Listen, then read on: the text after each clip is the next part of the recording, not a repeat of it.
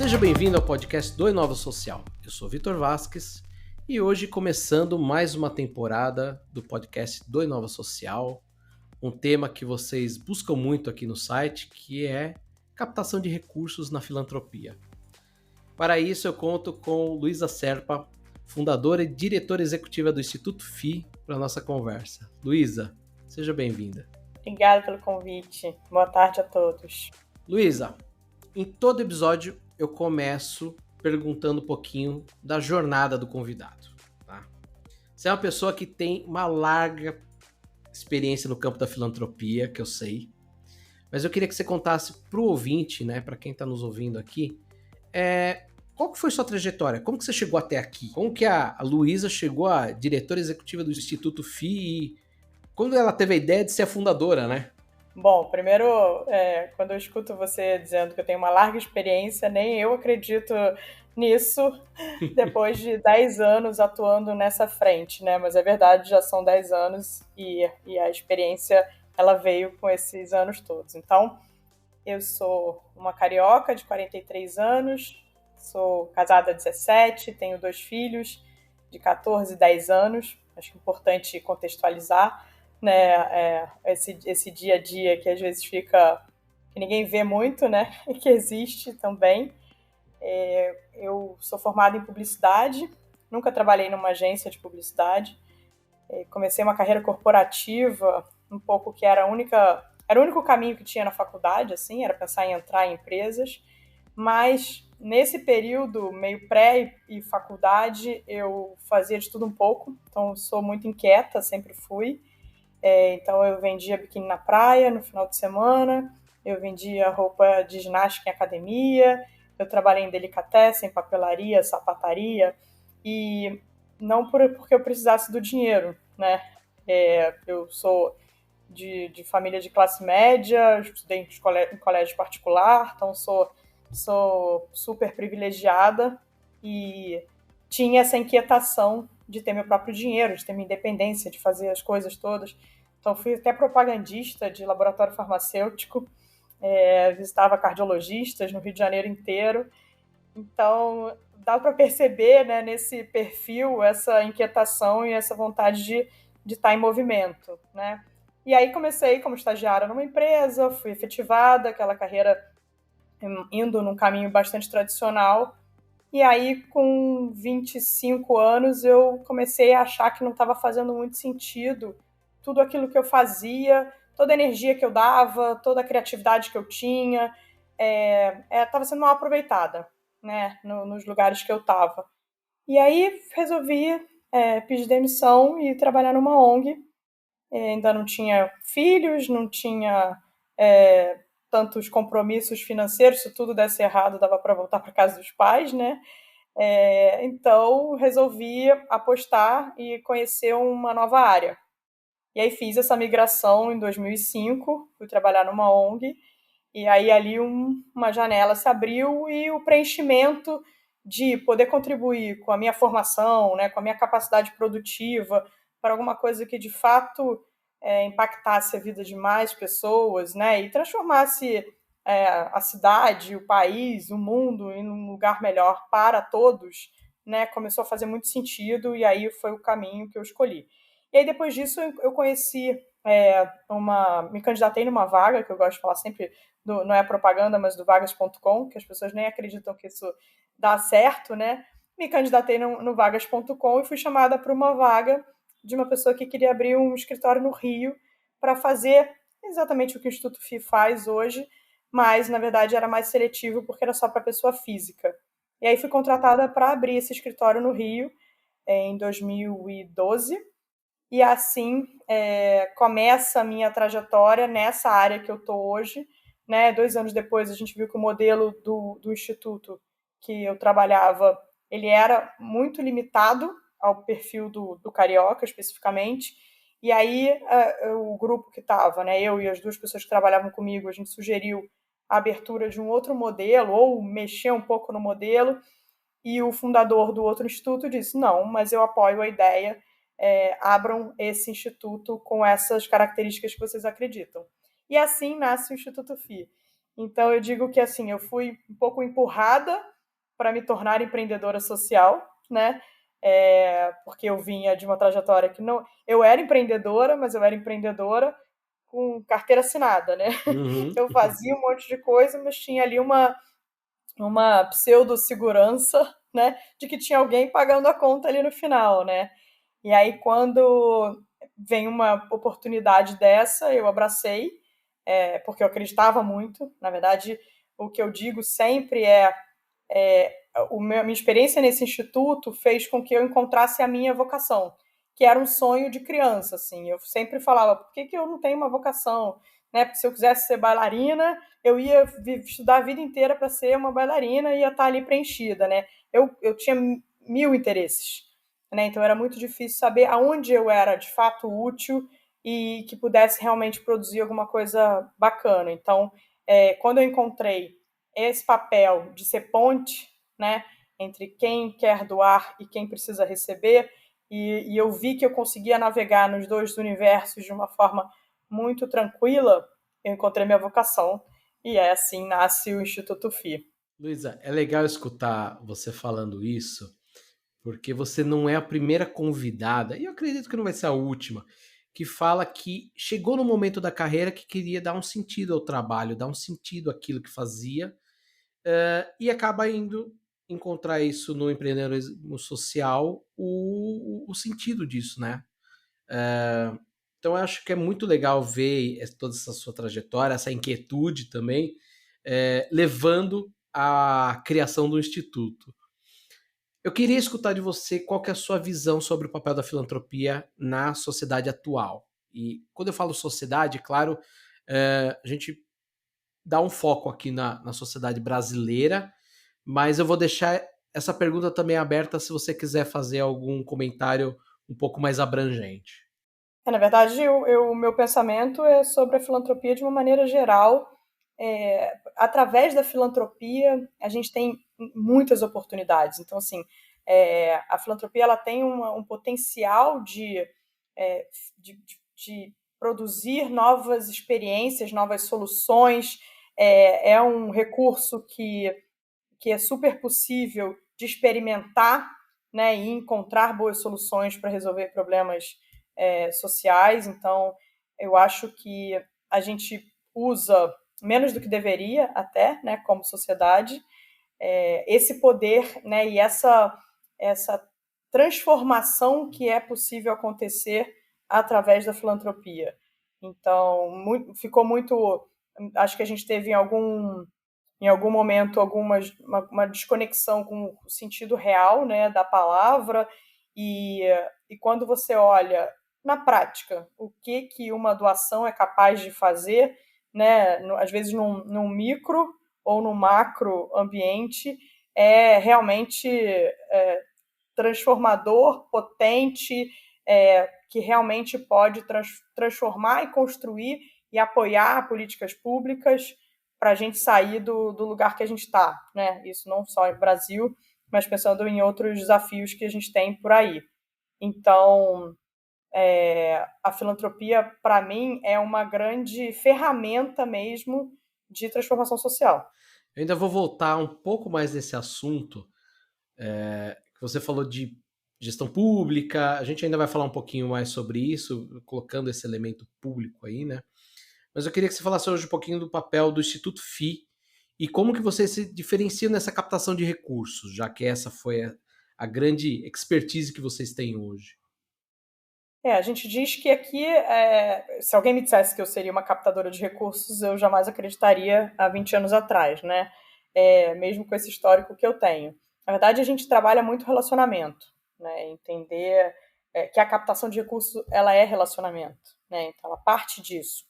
Quando você se relaciona com o doador e você entende as necessidades desse doador, você gera valor para esse doador, isso se torna a consequência disso é uma doação para alguma organização social, né?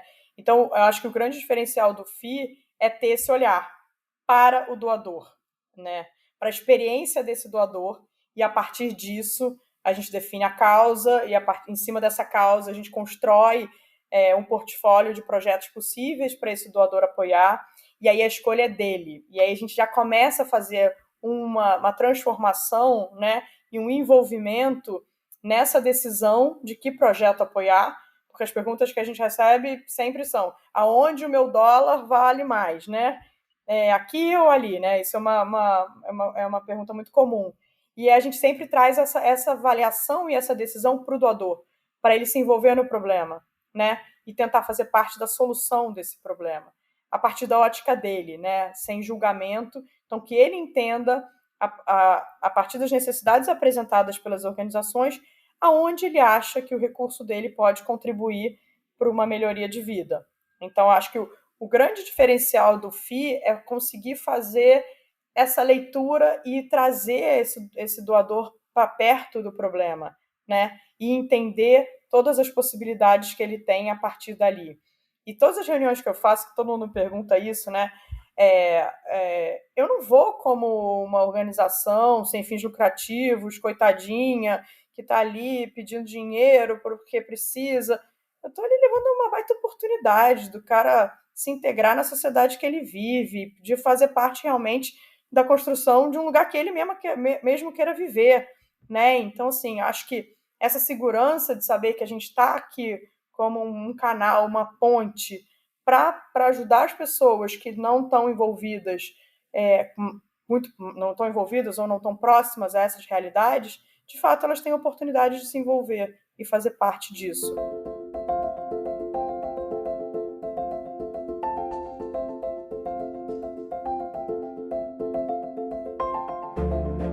Você citou o termo doador, né? Mas a gente sabe aqui, quem está no cenário da filantropia, a gente sabe que essa captação vem de várias pessoas, né? Pessoa física, pessoa jurídica, famílias.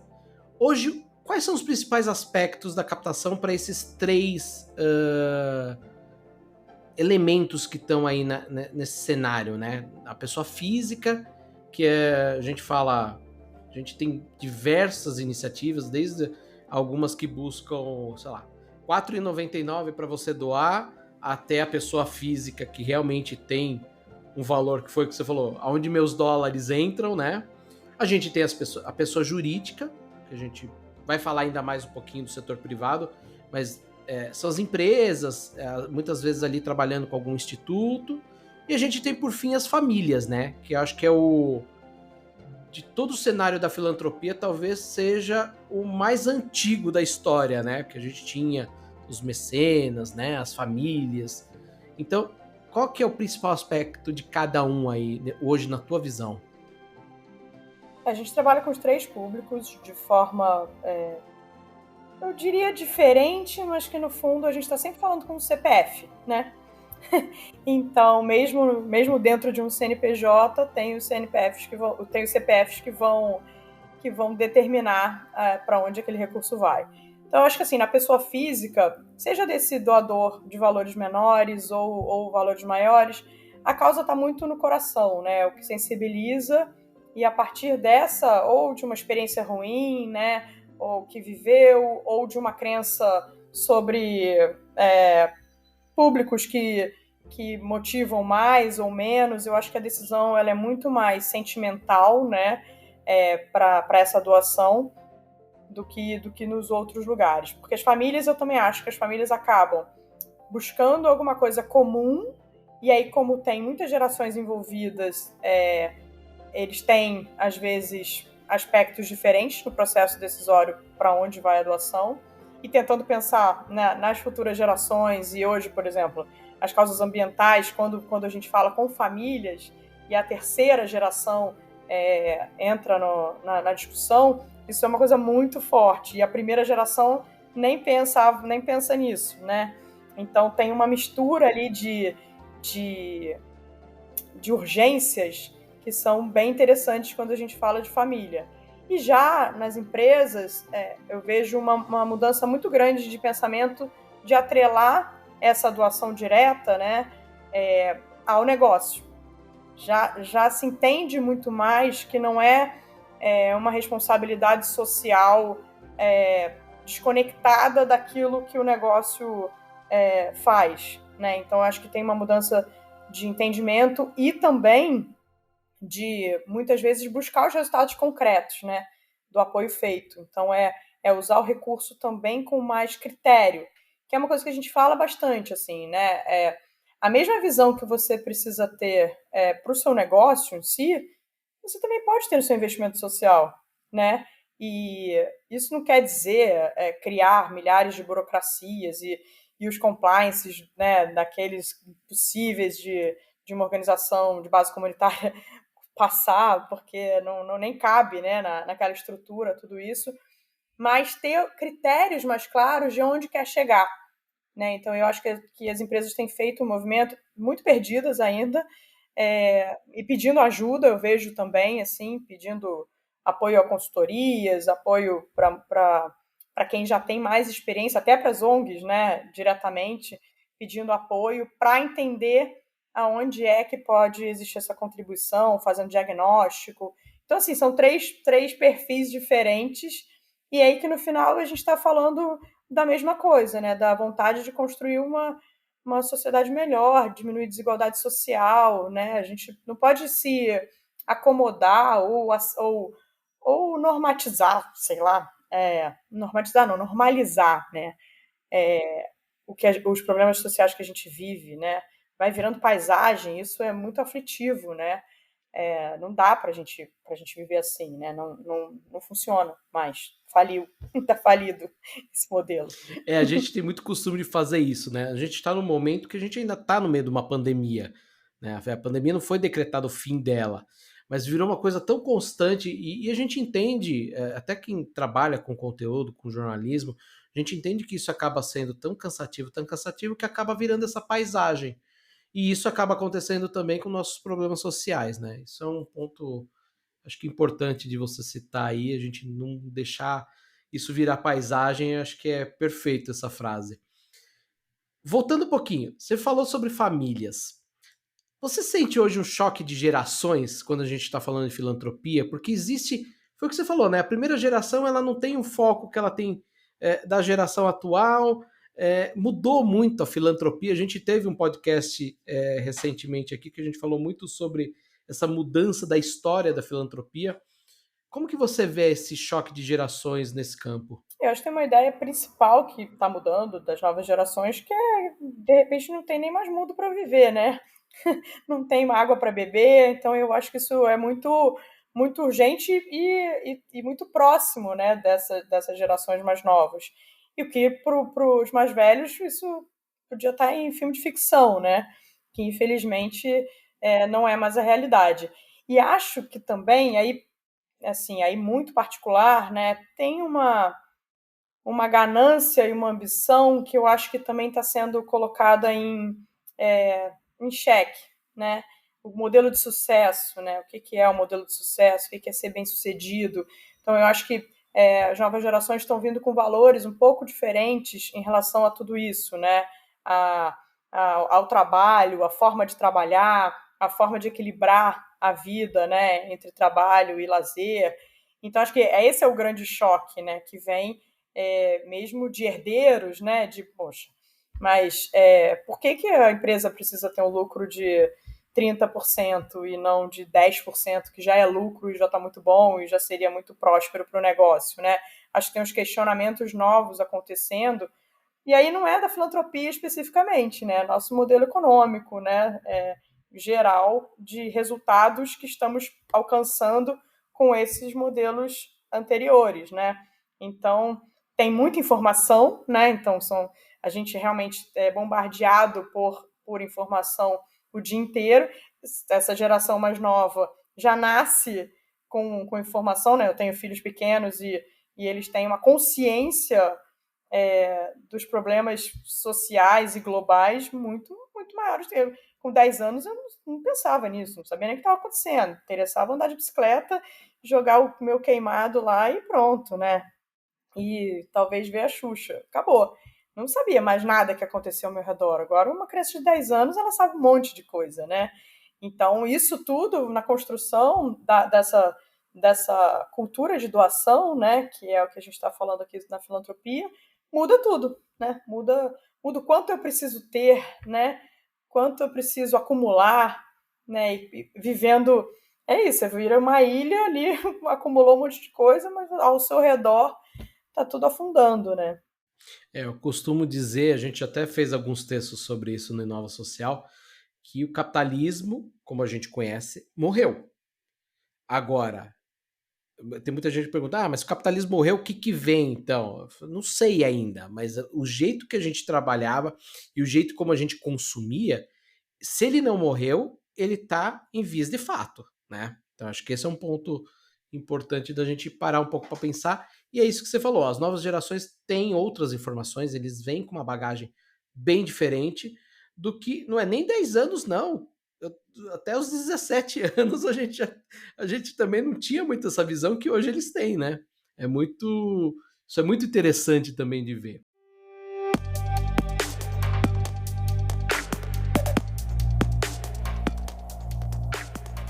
Falando um pouquinho de participações do setor privado nessa captação de recursos, tá? Como que você vê essa participação, né? Principalmente investimento social privado, né? Você falou, hoje as empresas tentam ser mais assertivas, né? E junto com o setor privado, onde que entram as políticas públicas nesse cenário todo aí, nessa receita de bolo aí que a gente tenta, no final das contas, né, gerar algum impacto? Eu acho que, na verdade, assim, quando vem esse recurso da filantropia para algum programa específico, né, para alguma causa, ou algum programa, alguma metodologia, né, de experimentação, e aquilo dá certo, ela deveria ser vista, né, pelo poder público como um grande laboratório, né, de testes ali de coisas bem-sucedidas para eles puxarem e ganhar escala, né? Então, e aí, papel tanto da filantropia, pessoa física, como das empresas, também tem uma responsabilidade enorme em fomentar boas práticas para que isso se torne política pública. Então, assim, o que eu vejo das empresas, do papel das empresas, né, é essa qualificação do uso do recurso para que tenha continuidade, né? Para a gente não ficar o tempo inteiro fazendo os mesmos testes, fazendo as mesmas experiências para, sabe, sempre tentar entender qual é o fim, onde é que a gente quer chegar com aquilo, né? É claro que existem projetos que são causas emergenciais e que elas vão precisar de apoio sempre e dificilmente conseguem ter uma evolução em escala, né? Então, cada um tem o seu papel, eu acho. Mas as empresas têm como responsabilidade essa qualificação da decisão do uso do recurso e não só para o seu próprio negócio, mas olhando o todo, né? Onde é que a gente pode realmente colocar o dinheiro para que isso vire uma coisa maior e a gente consiga realmente endereçar, caminhar para as soluções, né? Eu diria. Um ponto importante aqui que eu queria perguntar. Como que você vê hoje a filantropia colaborativa no Brasil? Qual que é a sua visão de futuro em relação a esse tema? Bom, existe alguns romantismos em relação a esse setor, eu acho, que é um setor onde não tem concorrência, um setor onde está todo mundo trabalhando junto. Não é sempre assim, porque a gente está falando do ser humano, né? Então, onde tem gente, tem desafios. E desafios que são positivos, né? Então, acredito que muitas vezes a gente replica no setor social os modelos do segundo setor que é o que a gente conhece, né? E aí traz para cá e repete.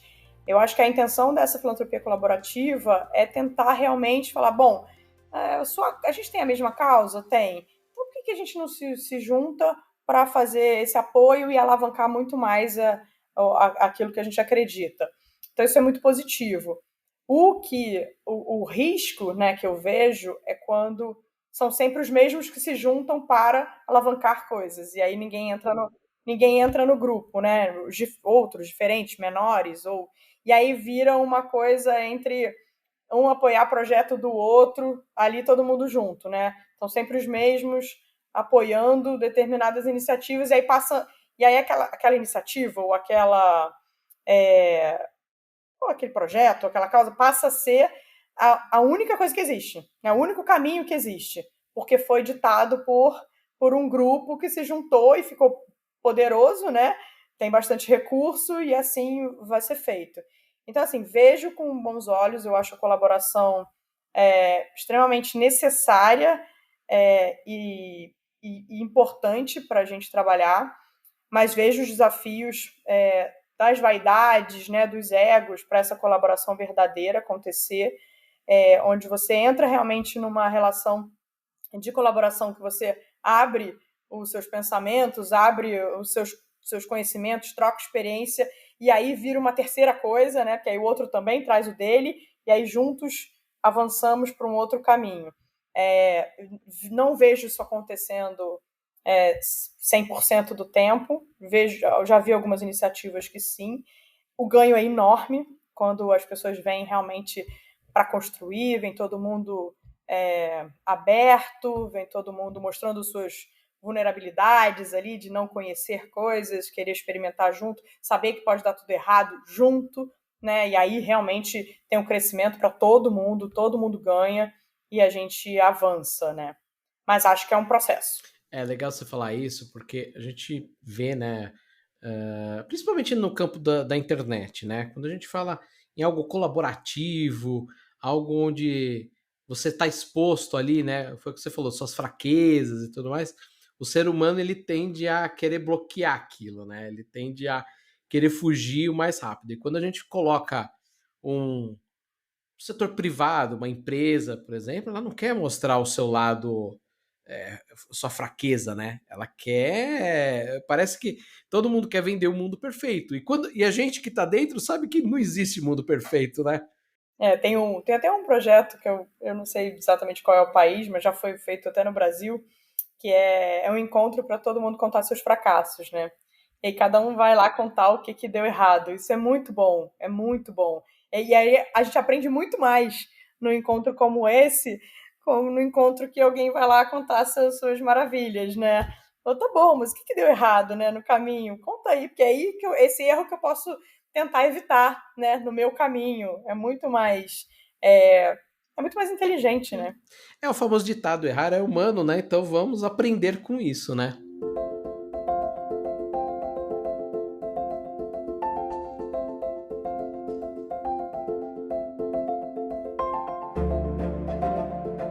Luísa, a gente passou por um momento único nas últimas gerações, que foi a pandemia. Mas assim que eu brinco, né, que o Brasil ele não está numa crise. A gente vive momentos fora dela, né? Então eu queria entender um pouquinho como que você vê, quais que são as principais barreiras das instituições filantrópicas hoje no Brasil para a captação de recursos e como que a gente pode superar isso? Eu acho que você falou uma coisa super legal no começo do bate-papo aqui. Você falou, eu não vou bater na porta lá como uma ONG coitadinha, eu vou para levar uma oportunidade. Isso eu achei super legal e eu confesso que eu não lembro de outra pessoa ter falado isso dessa forma, tá? Pelo menos não aqui no podcast, mas também não lembro se alguém em algum momento falou, mas desta forma, levar uma oportunidade, quando a gente está falando de filantropia, quando a gente está falando de captação de recursos filantrópicos, eu confesso que não ouvi porque a gente normalmente tende a dar um outro caminho, né? A gente tende a dar, olha, é para ajudar uma causa, olha, é para gerar impacto. Mas é uma oportunidade, né? Então, reforçando a pergunta, quais são as principais barreiras que a gente tem e como que a gente transpõe elas? Bom, uma das principais barreiras que, ao longo desses 1000 e tantos projetos que já passaram por aqui, que eu vejo repetindo, né? Assim, organizações que são muito pequenas e que não têm nenhuma estrutura de captação de recursos. E é a pergunta que eu sempre faço, né? Não estou conseguindo captar. E o que você está fazendo para captar? Nada, né? Então, se você faz nada, o resultado é nada, né? Então, eu acho que tem essa dificuldade, porque precisa de disciplina, precisa de organização para captar recursos, coisas que ninguém gosta muito de falar, né? Que é chato, né? Porque não sei o quê, aí eu vou ouvir um não, e aí tal, e aí você vai pro próximo. O próximo pode ser sim, né? Então tem uma resiliência aí para fazer captação de recursos que que você vai fazer outra coisa, né? Você vai procrastinar nisso, porque isso você pode ter um não ali que vai gerar um incômodo. Então tem uma coisa do ser humano, eu acho, de uma maneira geral, que aí vai deixando isso para lá, mas sabe que isso aqui é a coisa principal para você seu negócio continuar girando, né? Para você continuar atendendo quem você atende, continuar melhorando a vida das pessoas do seu entorno. Então, uma barreira que eu acho que existe muito dentro das próprias organizações é essa construção de algum modelo, que pode ser muito simples, né? Olha, a sexta de manhã, durante 1 hora, eu penso em captação de recursos. Se fizesse isso, já dá algum resultado diferente. Mas, assim, o dia a dia é tão cheio de desafios que, como isso pode me causar algum incômodo, isso pode me gerar alguma questão, eu deixo para lá no final da fila. E aí isso não é bem feito, né? Você acaba não fazendo isso de forma bem feita. Então, assim, uma barreira é essa, eu acho que é interna, de tentar entender com clareza. Primeiro, o que você de fato está entregando, né, para a sociedade, o que você está melhorando, entender seus resultados, entender como é que você avalia esses resultados, que também é uma autorreflexão, uma autocrítica que às vezes as organizações têm dificuldade de fazer, e já tem tanto material, tem tanto curso, tanta coisa para você tentar encontrar o caminho que seja mais adequado para a sua organização, para construir esse seu próprio modelo de captação de recursos. Do outro lado, tem exatamente isso, assim, alguém que recebe um projeto e ele não tem a clareza do que aquilo, para onde aquilo vai caminhar, né? Então tem o outro lado também de você entregar um material claro, simples, que traga oportunidade de fato para a pessoa se envolver com aquilo. Então eu acho que esse caminho ali que eu diria que não é nem transparência, na verdade, é uma boa comunicação sobre aquilo que você faz. Eu acho que também isso é uma barreira, o que a gente tem hoje na captação. Eu sempre digo que tem muito dinheiro no mundo, né? Então não fala onde é que está todo esse dinheiro e tal. E aí tem a crítica de tem bons projetos, não tem bons projetos, tem excelentes projetos, tem projetos ruins, tem de tudo. E tem dinheiro, né? Então, assim, de um lado também é isso, é abrir mão, é querer mudar a forma de pensar, né? Desse acúmulo de recursos eterno, né? E querer realmente doar para alguma coisa que você acredita. E assim, existem muitas causas. Então, isso não pode ser uma barreira. Aí todo mundo dizia, mas tem a desconfiança, isso já não é mais, isso tudo é desculpa, né? A gente já tem milhares de selos, milhares de formas de avaliar. A pessoa pode ir ali, ver e fazer as perguntas que ela queira fazer para a organização, e aí ela vai ter a resposta ou não vai ter a resposta. Ela tem o FII para fazer isso, eu falo, entendeu? Não tem mais desculpa para não se envolver por motivos que não são reais, né? Não quer se envolver porque eu não quero, porque eu sou egoísta, eu penso em mim e eu quero que o mundo se exploda. Ok, aí esse eu aceito. Tirando isso, eu já não aceito um monte de coisas, né? Então, acho que as barreiras, primeiro essa segurança de ter certeza que você faz um bom trabalho e que você está mudando a vida das pessoas, e quando você vai pedir dinheiro, você vai com essa segurança e com essa força. Acho que isso muda muito, porque aí tem o olhar, tem a segurança, tem cara, isso aqui, esse projeto faz isso, e vai acontecer aquilo ali no final. Então, você quer ser parte disso? Você quer fortalecer isso que a gente está fazendo? Então, tem um discurso que é muito importante de ser trabalhado para que não virem várias barreiras ali no caminho desnecessárias. Respondi sua pergunta? Você respondeu perfeitamente. Até mais do que eu esperava. Mas eu acho que isso que você falou é muito interessante. E com essa confiança, né, no seu projeto ali na hora da captação. O que eu sinto isso do lado das ONGs, né? Muito, eu tô aqui, olha, você pode fazer esse favor? Não, poxa, você tem um projeto ali, é um projeto super interessante, você tem um foco, você tem hoje a gente tem ferramentas de mensuração de impacto, foi o que você falou, não falta, conteúdo não falta, tem o Inova Social aqui também, ó, tem tanto conteúdo, para quem está nos ouvindo aqui, eu falava para a Luísa antes da gente começar, só o ano passado foram mais de 350 conteúdos produzidos Então, tudo gratuitamente. A gente, para você ter uma ideia, Luiz, a gente aqui no Inova, o ano passado a gente pegou todos os conteúdos do Inova, nós estamos falando aí mais de 3 mil conteúdos, e categorizou tudo dentro de cada um dos ODSs. Então, assim, tem por ODS, tem muita informação. Não quer no Inova? Tem muita coisa na internet, né? Muita. E, na verdade, assim, às vezes eu escuto assim, tá muito difícil. Aí eu falo, o que tá muito difícil? Entenda qual foi a dificuldade que você encontrou, né? Quando você manda um projeto e ninguém responde, ou revê o seu projeto, apresenta para uma outra pessoa, pega o projeto de outra pessoa que foi aceito e vê como é que ele falou, como é que ele contou sobre aquilo. Aprende, desenvolve, né? Tenta uma outra estratégia. Não fica com o seu PowerPoint ali cristalizado, porque aquilo para você vende super bem e não está reverberando em ninguém, né? Então, assim, volta, reavalia, olha para o lado, muda e vai de novo, e tenta outros públicos, porque às vezes as pessoas não fazem nem essa pesquisa básica, né? Tipo, mandei para uma empresa que apoia uma causa que não tem nada a ver com a minha. Assim, a chance do não é 99%, porque não tem nada a ver com o que eles estão fazendo. Então, esse estudo prévio, né, de para quem você vai prospectar, né, e às vezes a gente fica também querendo prospectar muito distante da nossa realidade, nem olha para o entorno, que às vezes ali no entorno você já consegue os seus primeiros apoios, né, para fortalecer a organização que você está, que é muito mais fácil da pessoa entender o que você está oferecendo, né?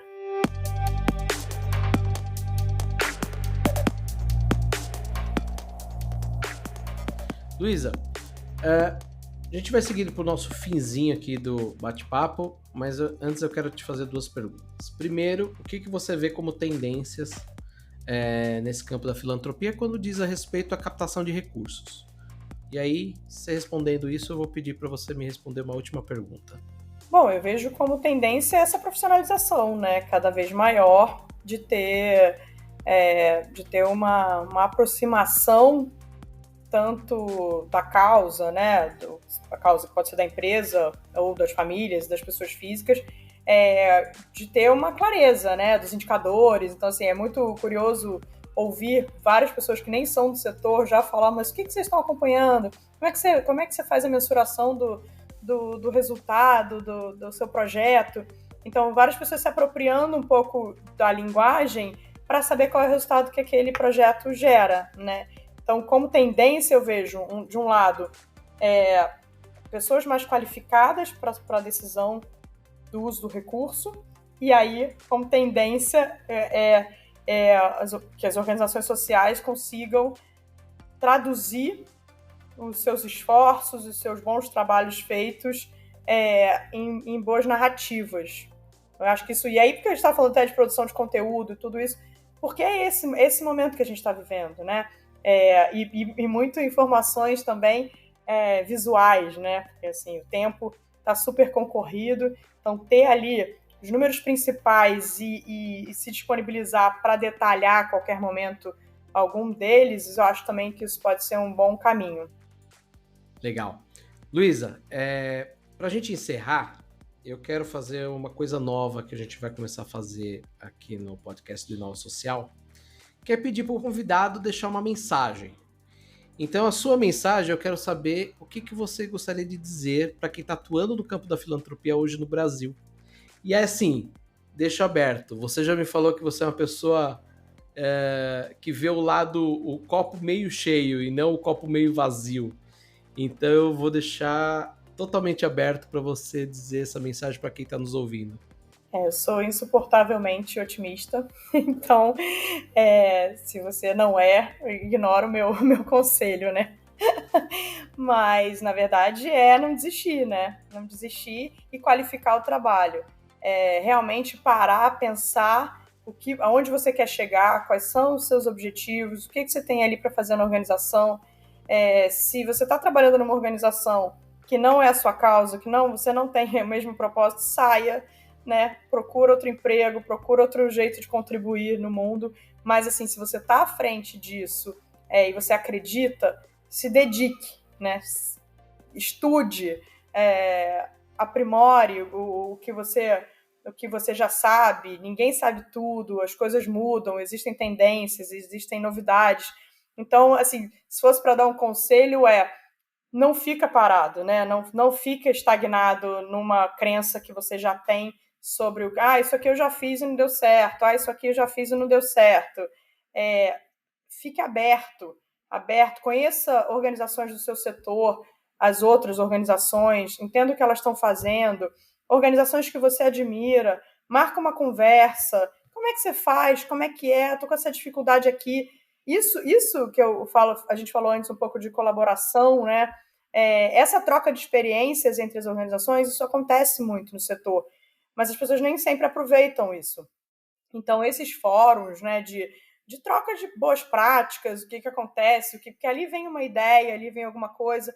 Então, assim, se fosse para resumir esse conselho dessa pessoa otimista que eu sou, é que é possível realizar, né, com movimento, com abertura, né, com investimento em fazer aquilo dar certo. E é o que eu tenho vivido aqui no FI. São 9 anos, né, de FI e resultados incríveis que eu jamais imaginei. E aí, como é que vocês chegaram nesses resultados? Dia após dia. Trabalho, com mais trabalho, com reflexão, com melhoria, com abertura, olhando para o lado, olhando para outras inspirações e sempre tentando melhorar as práticas que a gente tem aqui internamente. E aí vai lá, eu nunca estou satisfeita. Eu nunca estou satisfeita, porque eu acho que sempre tem o próximo passo para melhorar, para encantar, sabe? Toda essa parte mais de marketing, né, que a gente conhece, que é verdade, que é isso que fideliza o doador, é isso que faz com que a ONG seja admirada e que entenda o trabalho que ela faz. Então, assim, eu sou bem otimista, com o pé na realidade, mas acredito muito na força do trabalho bem feito. Luísa, muito obrigado. Foi muito legal o bate-papo. Você trouxe alguns pontos que, enfim, já comentei aqui, achei fantástico. Acho que talvez por causa daquela origem ali na publicidade, eu acho que a gente se entende aqui bastante. Eu queria só. Eu ia só agradecer, mas eu não me seguro e eu queria comentar um negócio. Você falou a respeito desses momentos de troca entre as organizações e instituições. Vale lembrar que esse ano a gente vai ter o Congresso do GIF, né, que é bianual, acontece do dia 12 ao dia 14 de abril em São Paulo, e é um dos momentos que a gente vê muita coisa interessante acontecendo. Se eu não me engano, o congresso passado foi no meio da pandemia, isso, foi no meio da pandemia, então a gente não teve online, né? Foi mais difícil dessa troca que você comentou, mas a gente tem aí, esse é um exemplo de um evento, mas a gente tem um monte acontecendo, então eu acho que, só reforçando o que você falou, aproveite esse momento de troca, né?